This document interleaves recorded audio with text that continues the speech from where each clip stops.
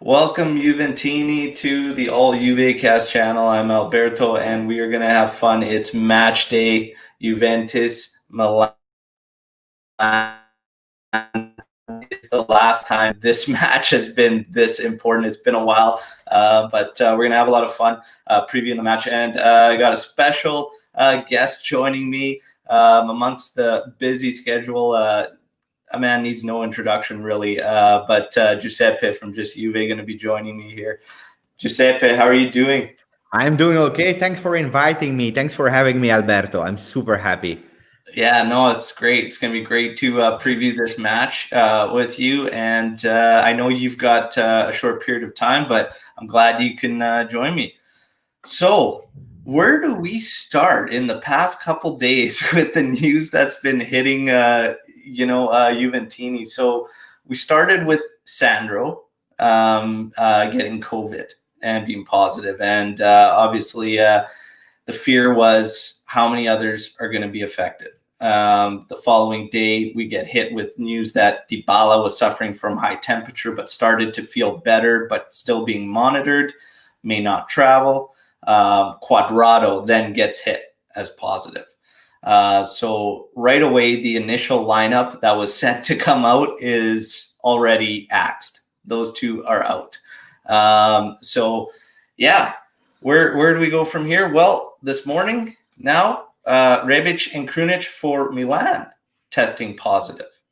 Amongst their injuries, you have no Ibrahimovic, no Benasser, no Tonali, Tonali suspension, Benasser and Ibra injured, and then Salamaker's also on injury. So their talks over there are Calabria playing in the midfield. And for us, who knows what we're going to see here, but an interesting turn of events. The biggest one, Giuseppe, was how quickly the tune changes amongst rival fans when Juve starts to go through this. And we all know the situation with Napoli, and I was very happy to hear Pirlo's words as all this was coming down, because the talks were if they start getting, Juve starts getting more positives, that an ASL could step in and shut down travel. But then it was quickly changed. And this is another part of the inconsistency in the whole scenario, because then it was reported again that it didn't matter if they hit 5, they would still have to travel and play. But Pirlo axed it immediately and said, all teams have been dealing with this. We will be ready. We will go and we will play. I loved it. Your thoughts on all this and the rival fans instantly changing their tune as soon as Juventus is involved? Yeah, no, I had actually no doubts about the fact that we would travel, no doubts at all. But yesterday, hearing the words of Pirlo, because he's the voice of Juventus, of the club at that moment in press conference, it made me even more proud, because at a certain moment he said, "Look, we will find 11 players, no matter who they are. We are going there, no excuses, no alibi. We will go and fight," and this makes me really proud, because to be honest, they have a lot of injuries. Now, today, bad news for Krunic and Rebic. I prefer, honestly, to play versus the best possible Milan, like versus all the best possible teams. That is really my aim, my target, so that at the end of the season, I can say we won versus all the best. And for sure that count also for Juventus. I want to have our best 11. But we are in such a crazy, incredible period. Like, I was reading this morning the papers, and they were saying Scudetto lottery, because it is a gamble. We have no idea. Yesterday, after Alexandro and Quadrado, we were probably, or a lot of us were depressed and scared. I was feeling a bit of scare on social media. Today, you have 2 more from Milan, and then you have a bit more enthusiasm. It is a strange period, and things can change so quick and so fast. Crazy. Yeah, and that's just it. This season is going to be unprecedented. We knew it coming in that this could affect everyone. we still have an insane amount of matches over a short period of time. Like it's just a condensed schedule. To think that we would go through unscathed would have been completely unrealistic. There was always going to be a point where it would hit us. I want to quickly thank everyone that's joining us live here. Antonio, take it easy there. Joining us from work today, could be sacked. Well, let's hope not there, pal. So we've got the lineups now. We talked about that. Sandro and Quadrado were originally listed. So now, and obviously the talks, which I found bizarre with Demiral on playing time, considering he's had 2 quick succession injuries. But now does it work out to his benefit? Does he maybe hit the lineup? I know there's talks about Frabotta going in on one side. I don't really know, but let's just say for fun here, hypothetically, how would you line us up in this match, Giuseppe? But it's a bit strange, as you said, the words of Demiral. What surprised me a lot were the words of Pirlo after the victory versus Udinese, when he spoke about Demiral. He said, Chiellini and Demiral, they are still not ready to play 90 minutes. We know that in defense, we don't rotate that much. So will he really start? I don't know, maybe because we have to. But if you ask me how we would start or how I would start with Szczesny in the goal. There is no discussion. Even if I love Buffon 100 times more than Szczesny, you cannot retrograde your first number 1 because that psychologically it's not done. So Szczesny in the goal. I would go with a 3-man defense with De Ligt on the left side, Bonucci in the middle, and Danilo on the right. And then on the right side, Chiesa, who will be a bit the more offensive one. Not the role of Quadrado that is able to go up and down, but more the role of going a bit more offensive. On the left side, I would go with Bernardeschi because I saw his last 10 minutes with Udinese. He didn't do the phenomenal, we know, but at least he had that 10 fighting minutes. I saw a bit of anger in his eyes. And he will maybe be able to help a bit more defensively. And then in the middle, I will go with a really strong midfield. Surprising maybe, but probably with Bentancur, Rabiot, and McKennie. Why? Because the 2, McKennie and Rabiot, they should give a help on the wings to stop a Theo Hernandez, for example. Yeah, and then I would go with but that's a strange decision. But Ronaldo and who knows if we go with Chiesa and Bernardeschi, we can expect some crosses. So I would fill the box with Kulusevski. Really interesting. So Ronaldo and Kulusevski up top is your call. Is how you would do it. That's interesting. I pretty much agree with all the lineup, and it was funny that you mentioned Bernardeschi on as left wing back, because right as you did, our man Eric Caserno Gibbs, who is like the biggest Bernardeschi supporter I know, happens to join. But I agree with you. I would be playing Bernardeschi, especially if it were over Frabotta, and probably only because what I find bizarre, and I think it's my thought was they're probably freezing him out in terms of getting ready for a transfer or not, but he hit the ground running after that break for the Azzurri, and he was looking good for us too, but his minutes went down. So in my mind, it was like, okay, I think they're basically ensuring he does not get injured because they want to use him as some type of bargaining chip for something, right? But I agree with you. I would probably play him over Frabotta because if we're being honest, he is more polished. He gives you a ton of energy, and Frabotta, can we bank on him in a big match? He hasn't had enough minutes. I agree with you.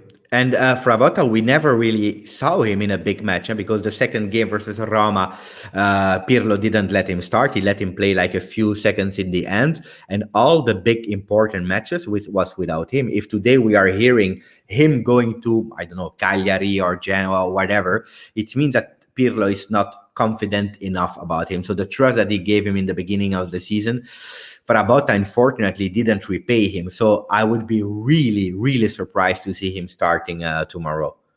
This evening, sorry. yeah, I'd be pretty surprised too. Now in the midfield, you had Big Mac, Bentancur, and Ramsey. I said Rabiot. Rabiot, sorry, Rabiot.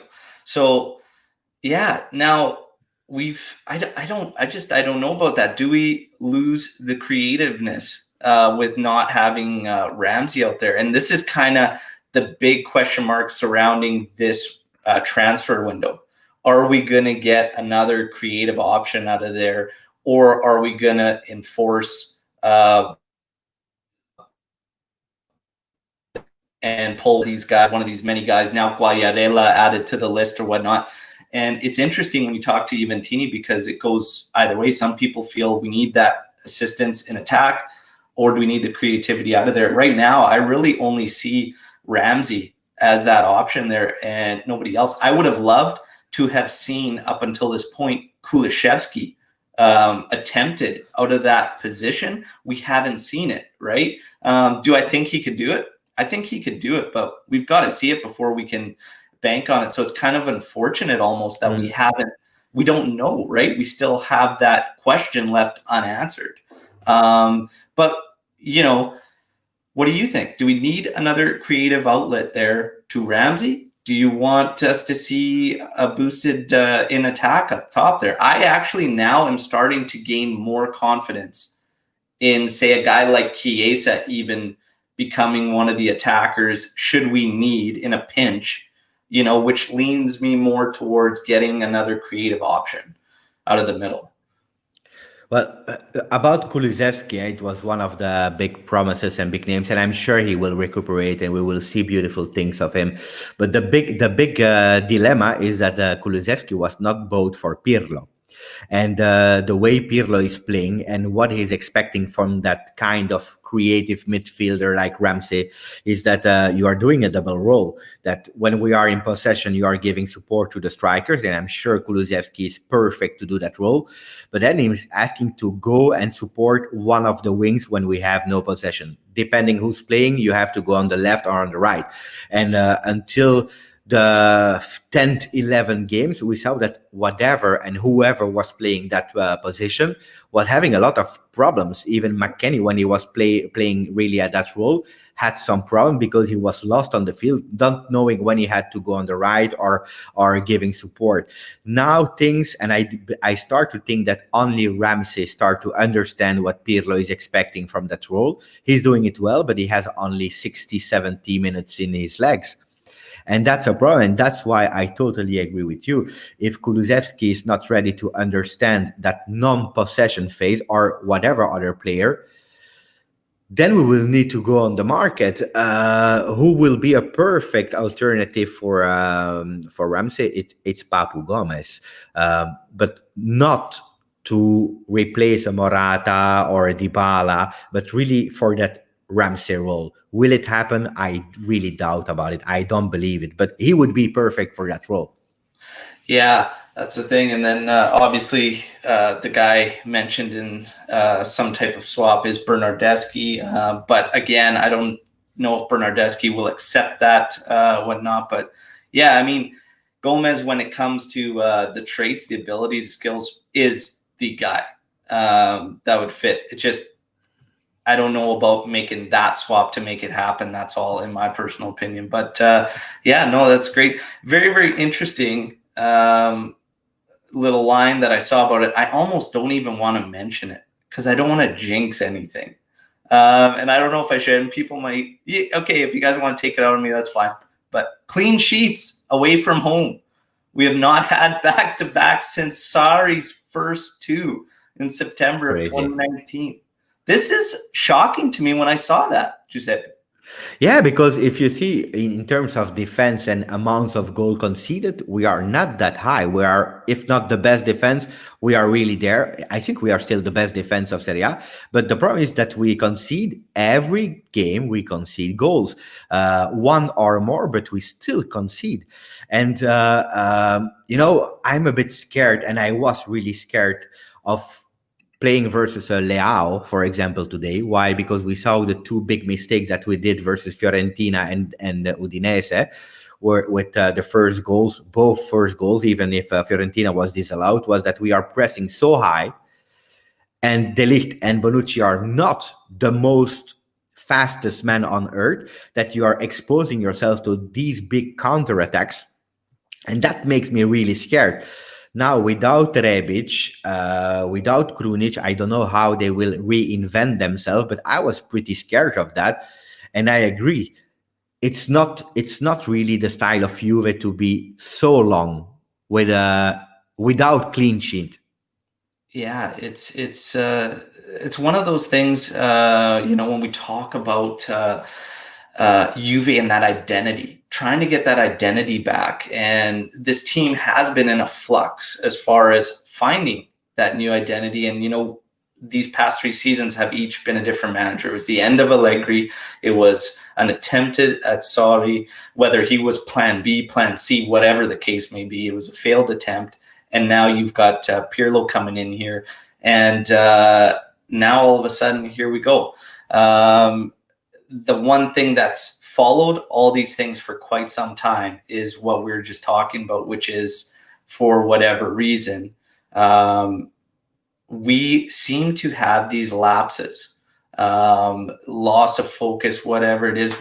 We also seem to have lost that fear factor, where teams used to be intimidated based on trying to figure out even how they would score, how they would break us down. And they knew that it was going to be a dogfight. And we've kind of somehow fallen off of that. Teams no longer really fear Juve. We've seen the opposite, where I almost feel like we've become that team that's kind of, and maybe it's just from being on the top for so long, that everybody gets up for Juve. You could see it in the lower sides, right? These relegation battling squads play Juve, and all of a sudden it's like their keeper looks like Superman. The defenders are like the most locked in they've been, ever in their career.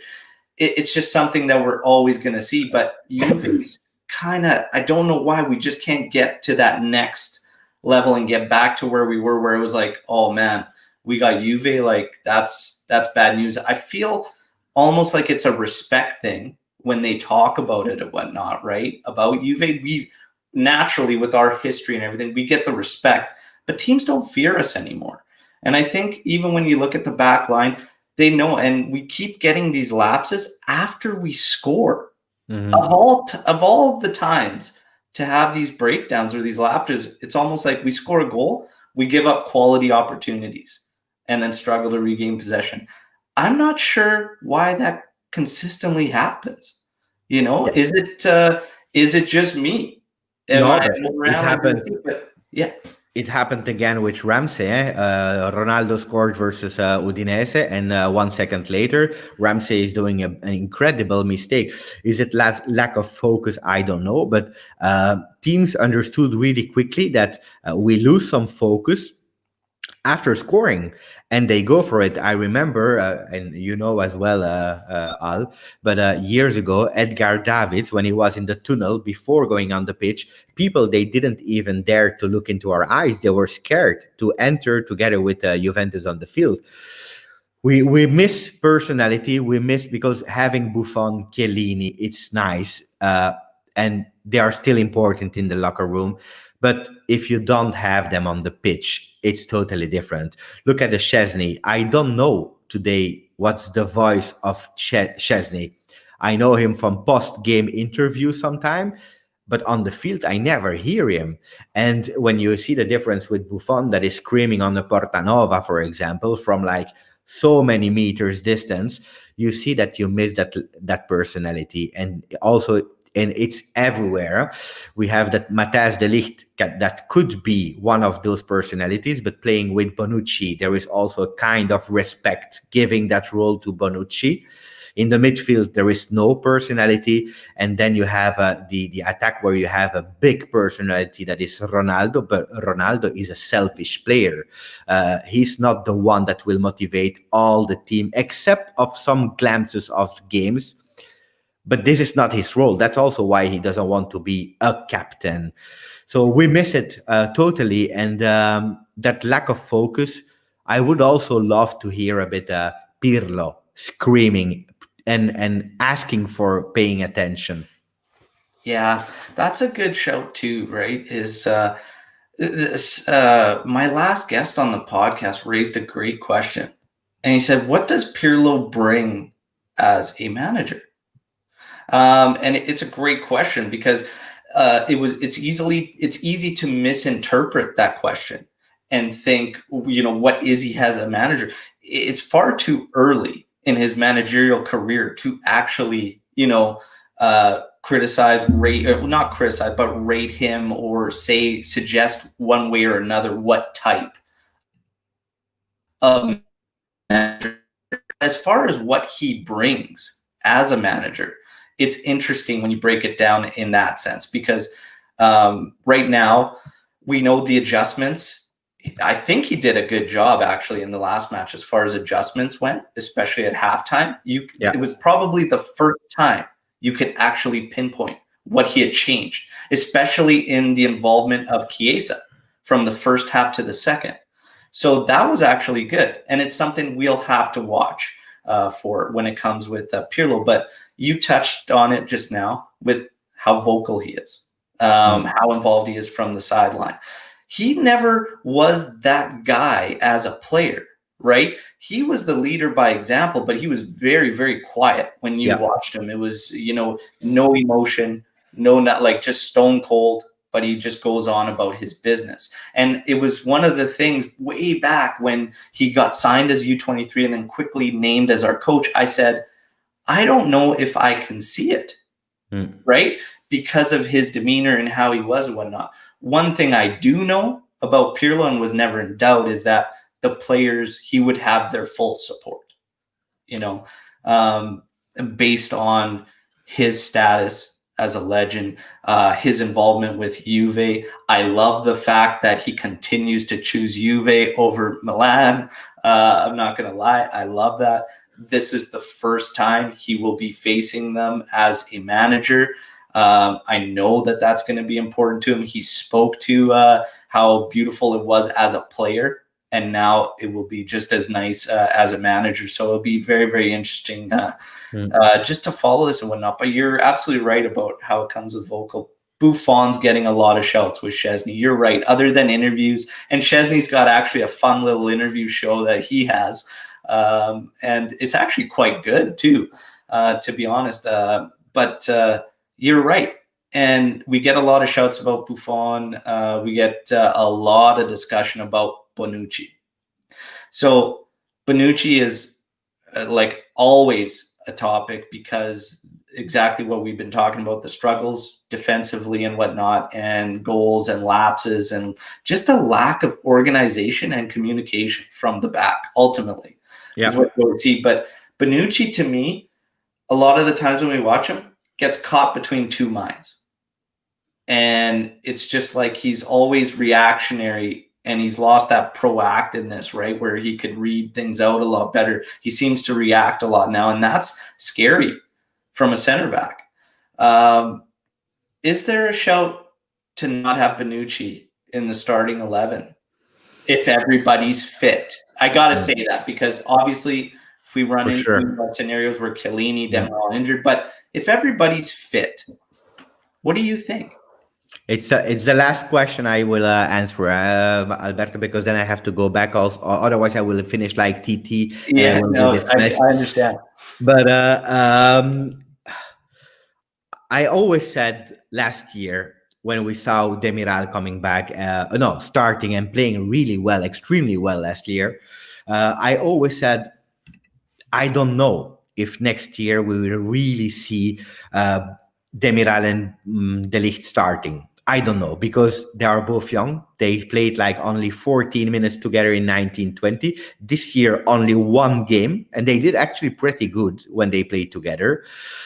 But they don't know each other on the field, so they need a bit of that experience together because they are both aggressive players, and I don't know how complementary they are today. I'm sure they can be the future of Juve. So that's why I would personally not start Demiral, De Ligt at this stage of the season. I will progressively start with them so that around March, April, we have them as a solid base. Chiellini, for me, with all the love and respect, I would not start him. So for me, even if Bonucci is making some mistakes and depending the period he is in is doing more than we need, I would continue with them. But progressively letting Demiral play. Now, one of the big problems is we are not playing with four anymore in the back or with three real center backs. We are playing with 2.5 because that third one, or it's Alexandro or it's Danilo, they have to go in the four. So it's a position that Demiral has to learn. I don't see De Ligt doing that. I don't see Bonucci doing that. So, or Demiral learn and maybe they can play like that, or it will be Bonucci that will have to go away. But I see it really complicated, Alberto. Really. Yeah, it really is, and a lot of fans making shouts that it's time to get with De Ligt and Demiral as the two. But you're right, it does, like Pirlo's setup creates a little bit of a uniqueness to it with what he needs out of the center backs. But yeah, I don't know. It's tough though, because if those mistakes, which, there's pros and cons to every player, Yeah. and you try to put it together in your line to balance things out, right? Because it's no different than any of the guys. There's pros and cons to them, but you make it work as a unit. But when his are costly or create this chaos or havoc at the back, I've only seen the organization like as sharp as it should be, as we should expect to the standard of Juve, when Buffon is in goal. So it raises a good question of Bonucci, if he's going to be that guy there and wearing the armband. That it's not wrong, I think, for fans to expect a little bit more of the standard he sets back there. But yeah, it's interesting, man, and you've absolutely touched on some great points there. I know you've got to get going. We went longer than we were going to have you on. Yeah. Thank you so much, Giuseppe. There was a question put forward to you. Are you going to be doing a stream pre-match by, I believe, Dynamask? So yeah. Probably yes. I will do a pre-game half and post. I do when it's a big game, and then I do the total. If my wife is always okay with that, because I always have to negotiate. But probably yes. Yeah. There you go. Well, thanks again, my friend. I will continue on with the live for everybody on here. We'll answer a few more questions, and then we're gonna get predictions and do a lot of fun stuff. So yeah, but thanks again, Giuseppe. Ciao to everyone. And don't forget to put a like on the video. That's really important. Ciao, Alberto. You betcha. Take care. All right, everybody. So let's continue on. We got a good question from Matthias here. Was this the right year to bring Pirlo in, though, with the 10th Scudetto on the line there? Again, this has been something that's, been asked by many Juventini, and questioning the hiring of Pirlo. But I think it was a number of things, a lot of factors, and it's been covered by many Juventini, as we talk about this. Giuseppe is one of them. But basically, you have Sarri, who was still continuing to get paid. And I don't even believe Sarri was plan A. It almost, if you go back to when Allegri was getting dropped by Juventus, you could probably see at that point that it was, a scramble almost. And you could feel and you could sense that Sarri was not plan A by any means. So then they bring in Sarri. It was a failure from the point of, you're not going to replace all the players, and the players couldn't stand him outside of maybe less than a handful, I'd say. So you had to move on. Financially, they also paid Allegri out for, I think, a whole nother season. So they had to still pay Sarri. Contractually, Pirlo cost them very little. I believe he makes 1.8 million euro. So from that sense, the club ties, he is one of our legends. Obviously, he's a Milan legend, but he is one of ours as well. He was part of this current dynasty. He began it in 2011-12 with his first season with Juventus. So the ties are there. They know it's going to be an instant correction to one of the big issues the season prior with Sarri involving the players and them not being behind him and whatnot. So they knew that was going to be corrected instantly.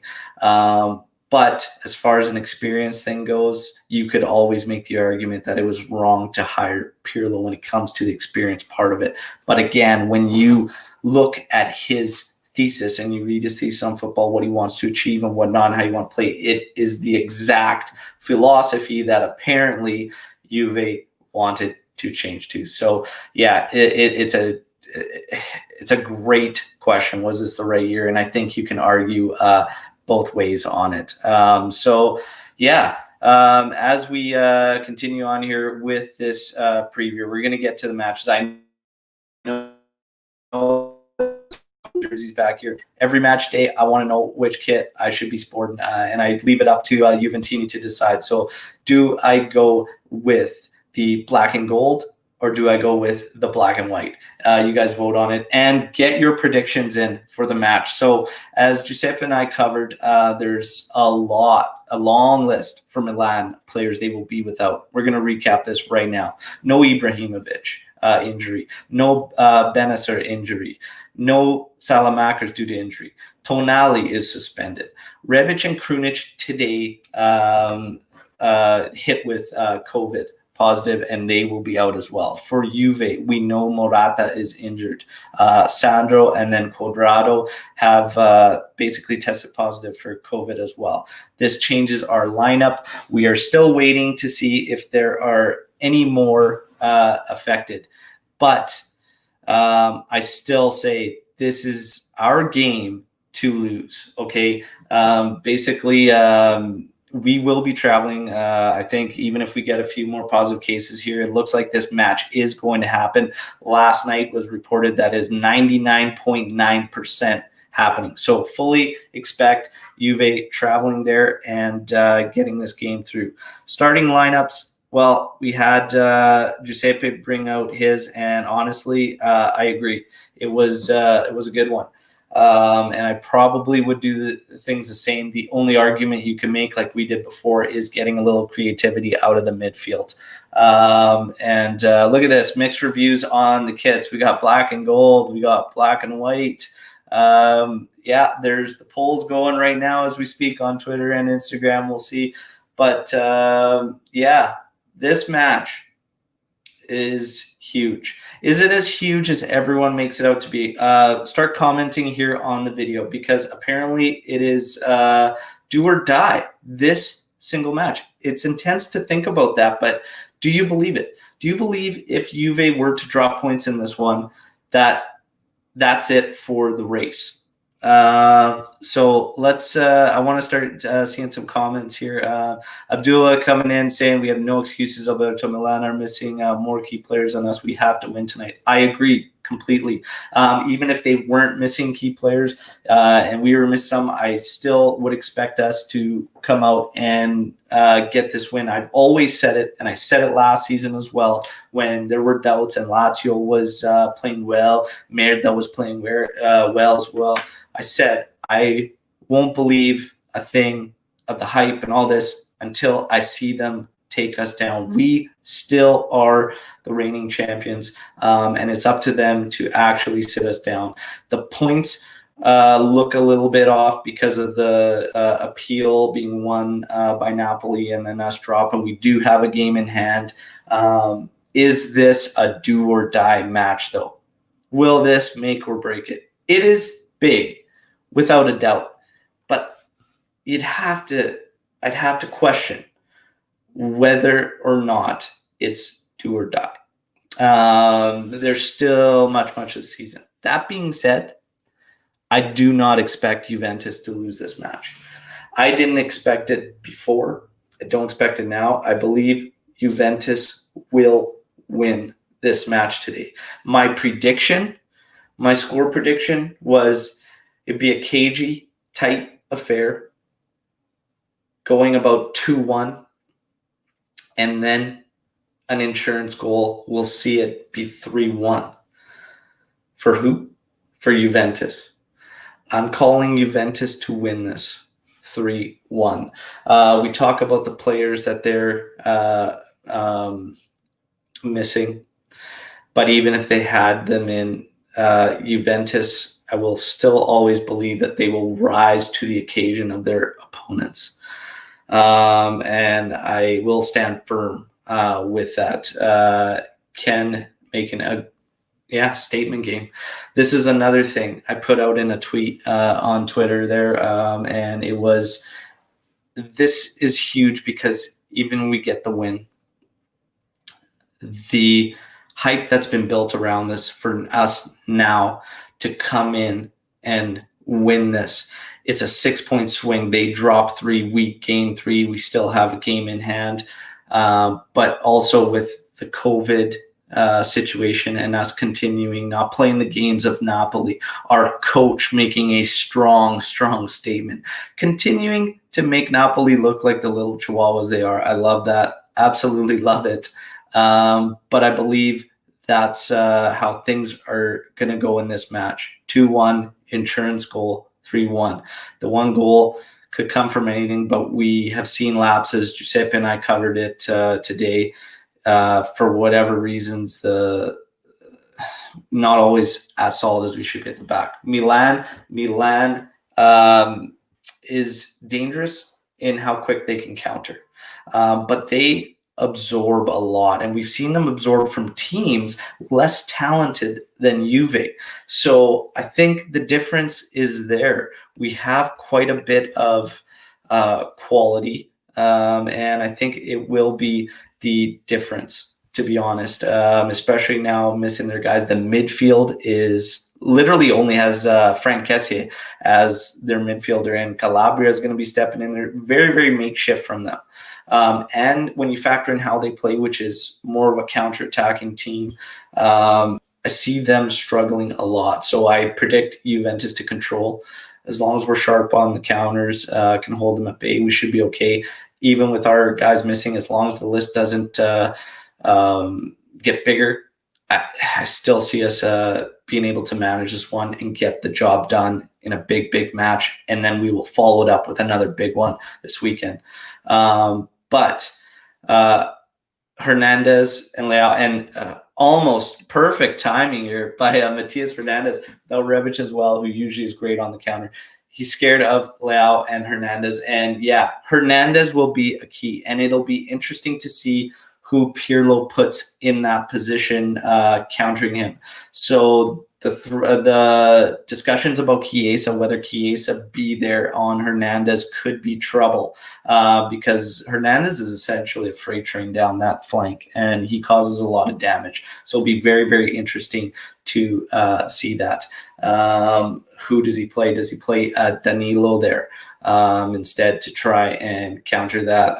Honestly, when it comes to the wing backs, you're going to be a little bit, you either put Danilo there, but then you're taking away the creativeness and attack. Will you need the full creativeness based on their midfield being depleted? This is a tough one. I personally think we'd still be okay based on the 3 backs that you place out there in order to containing Hernandez. And I think whether Danilo be as a right wing back or even just on that right center back, we should theoretically be okay to contain Hernandez. The other thing is they've lost a lot of focal points in their attack with this lineup. So we should be okay. Should be. So we'll see what ends up happening there. Sanidou coming in. I think Demiral will play right back. Demiral versus Theo. I'm not so sure just strictly based on pace. Pound for pound pace. I'm not 100% sure on that. Demiral, this will be interesting if he gets in the lineup too. So we'll end up seeing, I think Bonucci and De Ligt locks, to be honest. And I don't know if Demiral gets that call in this match. But we will see. Steven comes in. Juve win 2-1. Get your predictions in here.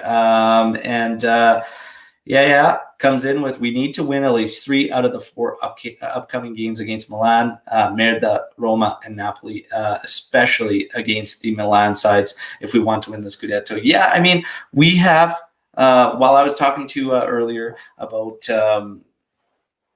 whether this one is make or break, do or die, this month of January as a whole is make or break. But yeah, we have left ourselves little room for error when it comes to this season, based on all of the draws that we had prior to the winter break. So yeah, there is not a lot of room for error. So we will see how the month will play out, but it does really start today. So hi, Juve Daily, who's just joined.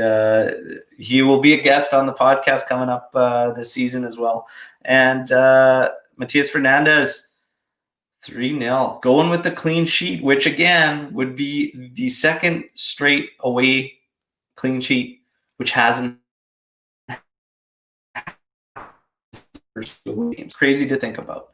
Abdullah, do you think Chiellini has a chance to start? I think he has a chance based on Sandro and Cuadrado being out, because you could place him on one of the sides if we had to move Danilo up to one of those wingback positions. I still question Frabotta, who's had shouts of getting in the starting lineup. I still question that heavily. I personally wouldn't do it, and I don't think we're going to see it, to be honest. And then when we talk about, Chiellini getting the start, really De Ligt and Bonucci, I believe, are locks, but that still would leave some room for him should we happen to move Danilo. It's crazy to think that Danilo has become a lock in the lineup, but that's really a credit to him. And I remember when Pirlo mentioned that earlier in the season, that Danilo was getting started at center back. I laughed and I couldn't believe it, but credit to him.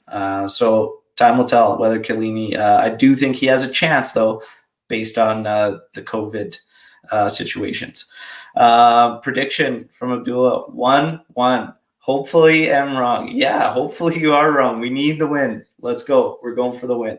But I gave you my predictions. We covered everything. We had a special guest join us live as well. I'm going to be doing more of these on match days, so keep your eyes out. And by all means, my podcast, these lives, everything is always open to any and all Juventini. So if you want to be a guest, you want to discuss things, want to have some fun, going to be doing a lot of these this season. I hope you all enjoy the match. It's going to be a big one. I don't know yet which one of these kits I'm going to go with, but we'll see. I'll be rocking it for the post-match podcast, in which I have two special guests from another Calcio podcast, and one is a Milan fan. So hopefully we can have a lot of fun and put the gears on him. Hopefully I can boast a bit and just bring them back down to size like we want to. But, surrounding all this, and I know the nervousness, I get that nervous energy surrounding this match. It is great to have a Juventus-Milan match mean something again. So in terms of that, it is good. Enjoy the match.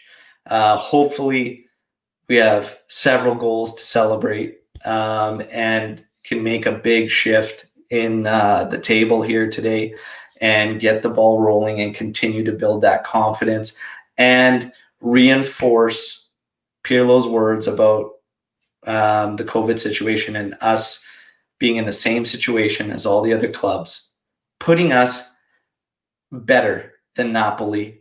Okay, those little chihuahuas there. Yeah.